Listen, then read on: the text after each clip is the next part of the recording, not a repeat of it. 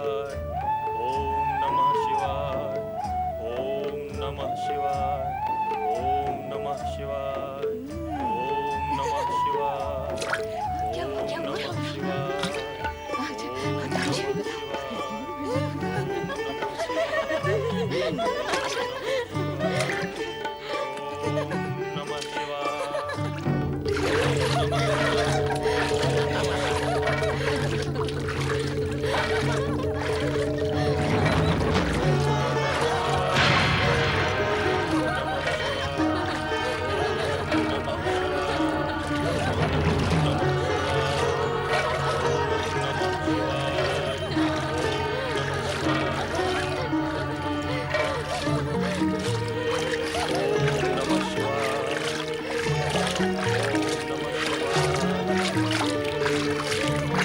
अरे दुष्ट स्त्री, तूने हम पर बार बार जल उछाल कर हमारा अपमान किया है, उपहास किया है हमारा, हमने सहन किया, फिर भी तेरी बुद्धि ने तेरा साथ नहीं दिया, हमारी तपस्या को भंग किया है।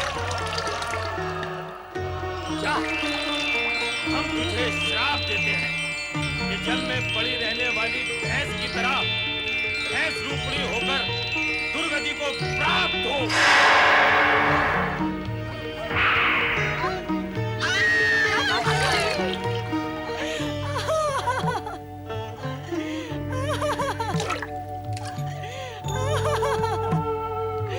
मुझे क्षमा करे ऋषिवर, मुझे क्षमा करे ऋषिवर। मैं आपको हानि पहुंचाना नहीं चाहती थी, मैं तो केवल विनोद कर रही थी। विनोद? हमसे विनोद? कौन है रे तू हमसे विनोद करने वाली? अपनी आयु देख, हमारी आयु देख, अपना जीवन देख, हमारा जीवन देख। तूने धृष्टता कैसे की हमारे साथ विनोद करने की?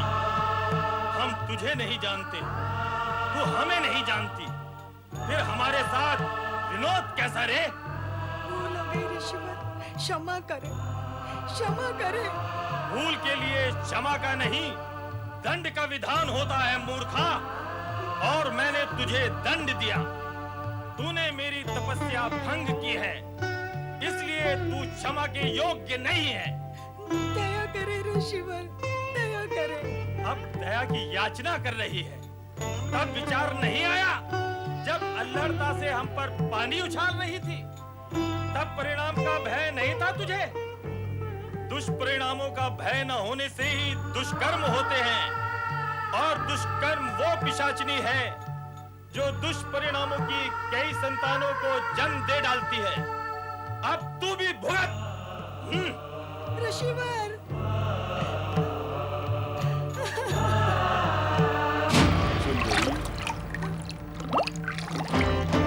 बचाओ, बचाओ।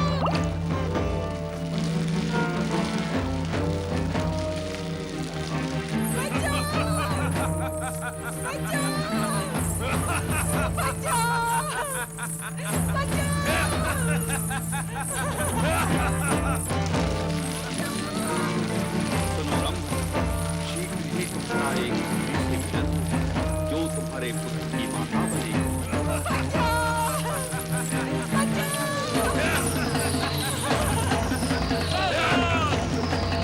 मेरे होते हुए जो तुझी पर चर्चा नहीं कर सकता, मैं पहले तुझे ही समाप्त करता हूँ।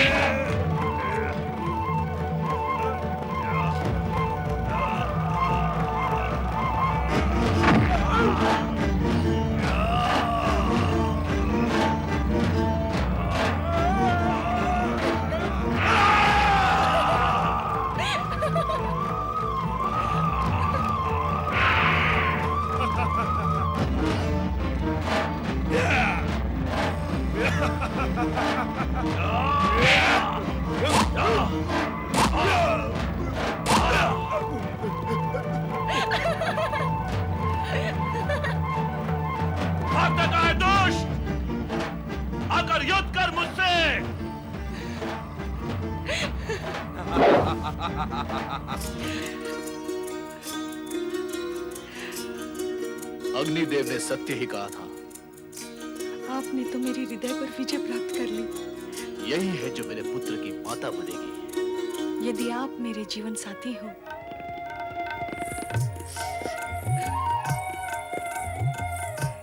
महाबली, इस वन्य प्रदेश में आपने मेरी उस दुष्ट से रक्षा की है।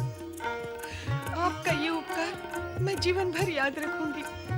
सत्य तो यह है कि ये मेरी तपस्या तुम्हें मेरे पास ले आई है, किंतु तुम्हारे सिर पे ये सिंह कैसे? ऋषि के शाप के कारण मेरी ये दशा हुई। मैं यहाँ के राजा पृथ्वीसेन की पुत्री राजकुमारी श्यामला हूँ। तो श्यामला, क्या तुम मेरे पुत्रों की माता बनोगी? महाबली होते हुए भी आप तपस्वी हैं।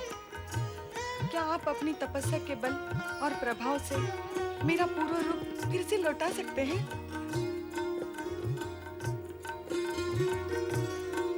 यदि तुम्हारा पूर्व रूप ना भी लौटा,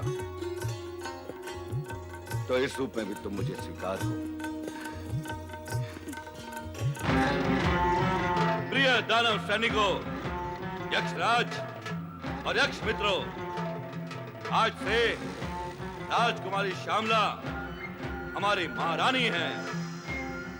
ये हमारे पुत्र दानव राजकुमार की माता बनेगी और दानवों की वंश वृद्धि में ये सहायक होगी।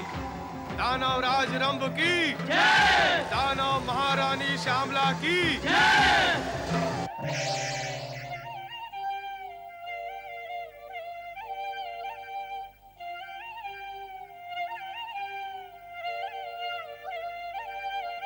परमपिता, अपने इस दुखी और पीड़ित मानस पुत्र पर कृपा दृष्टि करें। परमपिता, आपके इस मानस पुत्र को कब तक ये अपमान के घूंट पीने पड़ेंगे? परमपिता जागे, परमपिता आप जागे, मुझे इस विषम स्थिति से उबारें। तुम जैसा प्राणी भी यदि दुखी होता है तो ये दुख का कारण है नारद, किंतु तुम व्यर्थ ही दुखी और भावुक हो रहे हो। कारण है परमपिता, कारण है। भला व्यर्थ में कौन दुखी होता है? क्या कारण है? परमपिता, इस जगत में दुखी होने के लिए जो सबसे बड़ा कारण है, उसी कारण के कारण से मैं दुखी हूँ। तो कहो, क्या कारण है वो? परमपिता, जब माता अपने ही पुत्र को उपेक्षा से देखने लगे, उसे देखकर भी न देखें और मौन धारण कर लें, तो भला ये क्या कम कारण हो सकता है दुखी होने के लिए मुझ जैसे सरल, सुशील और सौम्य बालक के लिए? नारद अब तक अपने आप को बालक ही समझ रहा है देवी। यदि तुम किसी कारणवश नारद से रुष्ट हो तो स्पष्ट बता दो। तुम तो जानती ही हो कि बालक का मन निश्चल होता है। हमारे बालक का मन भी निश्चल ही होगा। होगा नहीं परमपिता, है। मान लेते हैं, है। अब तुम भी मान लो कि मैं तुमसे रुष्ट नहीं हूँ और ना ही तुम्हारी उपेक्षा करना मेरा ध्येय है। इतना अवश्य चाहती हूँ कि तुम अनुशासन भंग ना करो। अनुशासन? मैं क्या अनुशासन भंग करता हूँ माता? यही तो विडंबना है कि अनुशासन भंग करने वाले को ये ज्ञान नहीं होता कि वो अनुशासन भंग कर रहा है। तुम जब भी चाहते हो, जहाँ भी चाहते हो, प्रकट हो जाते हो। कहीं भी प्रकट हो जाने से पहले क्या इस विषय पर विचार करना आवश्यक नहीं है कि तुम्हारा वहाँ प्रकट होना उचित भी है अथवा नहीं?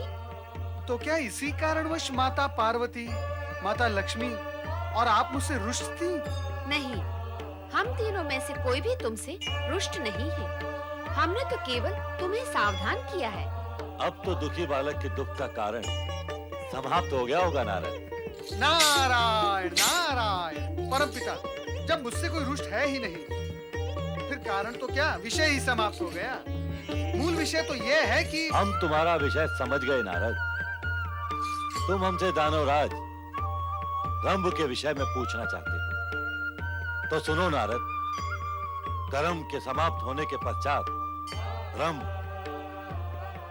पंचाग्नि तप के बल से एक असाधारण पुत्र का पिता बनेगा, फिर अचानक सारी परिस्थितियां बदल जाएंगी। इस समय इतनी सूचना ही पर्याप्त है। तुम्हारा कल्याण हो। ब्रह्मा जी से नारद को रंभ के अति प्रतापी पुत्र का पिता बनने की जानकारी प्राप्त हुई। समय बीतता गया और अग्निदेव के कथनानुसार श्यामला गर्भवती हुई। इस पर अप्रसन्न पृथ्वी सेन श्यामला को प्रताड़ित करने लगे और रंभ के साथ युद्ध में मारे गए।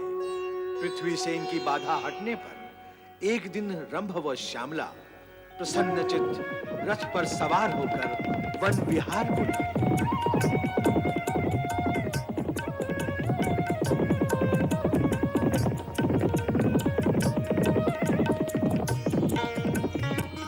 कहो दानव सामग्री श्यामला, तुम्हारे पिता राजा पृथ्वी सेन को समाप्त करके हमने ठीक किया या नहीं?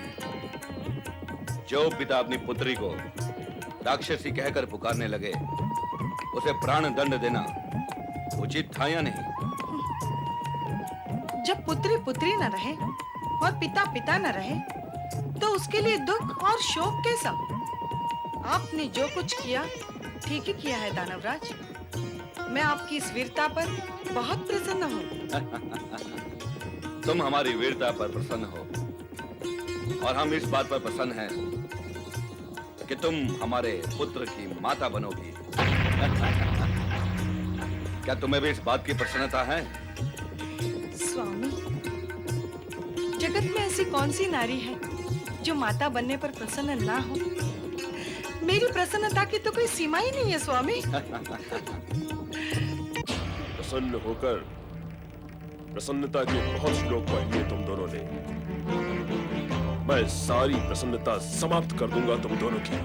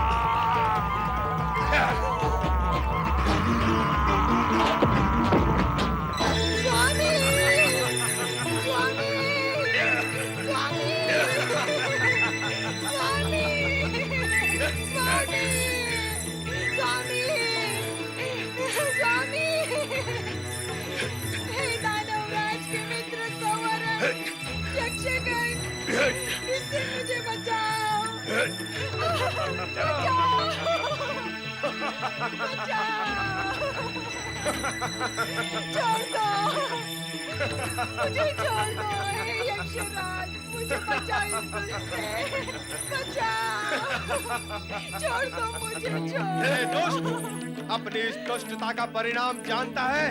छोड़ दे दानव महारानी को। मेरे मार्ग में आने वाले का परिणाम क्या होता है ये रंभ की दशा देखकर जान लो और मुझे मार दो।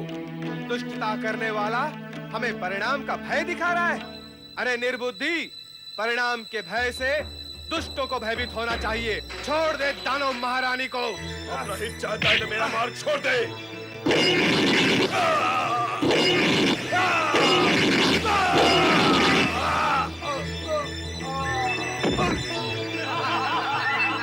स्वामी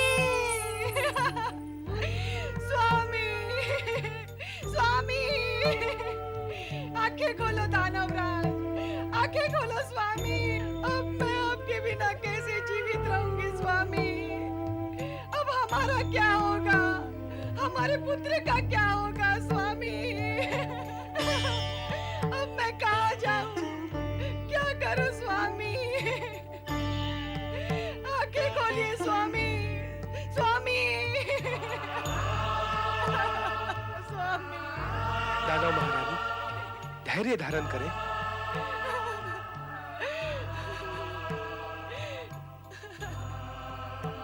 कैसे धैर्य धारण करूं? मेरा तो सर्वस्व समाप्त हो गया।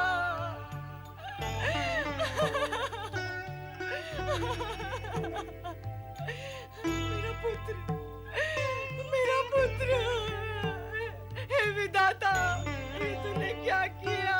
दानव महारानी, इस समय धैर्य धारण करने के अतिरिक्त अन्य क्या उपाय है? भावी बच्चे का विचार करके आपको धीरज तो रखना ही होगा। दानवराज रंभ वीरता से युद्ध करते हुए वीर गति को प्राप्त हुए हैं। आपकी रक्षा करते हुए इन्होंने अपने प्राण त्यागे हैं। अब आपका कर्तव्य है कि आने वाले शिशु की रक्षा करते हुए अपने आप को संयमित करें। इनके प्रतापी पुत्र को सकुशल जन्म देकर इनकी वंशवृद्धि की इच्छा को पूर्ण करें। नहीं, नहीं, नहीं।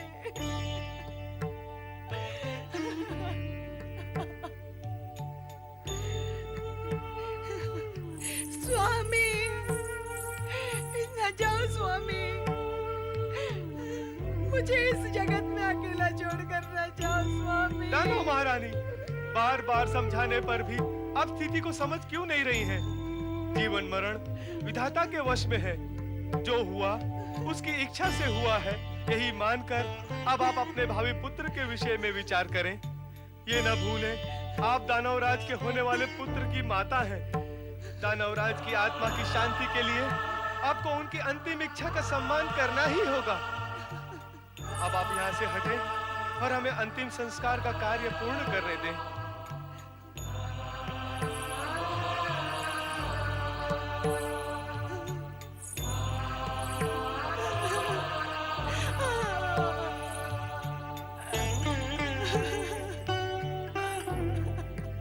हे अग्निदेव, दानवराज रंभ ने समर्पित भाव से आपकी आराधना की है।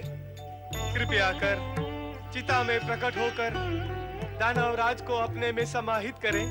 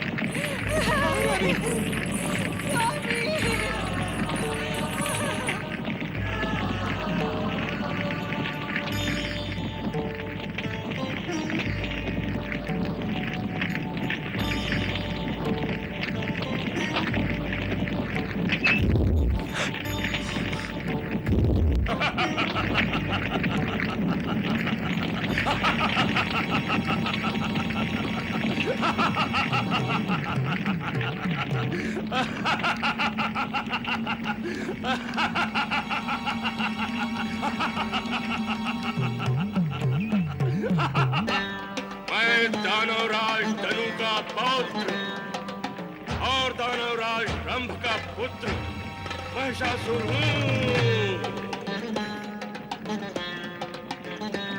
महिषासुर का जन्म दानवों की रक्षा व उत्थान के लिए हुआ है। मैं दानवों के प्रति होने वाले अन्याय का प्रतिशोध लूंगा। महिषासुर तीनों लोकों पर दानव साम्राज्य का ध्वज फहराएगा।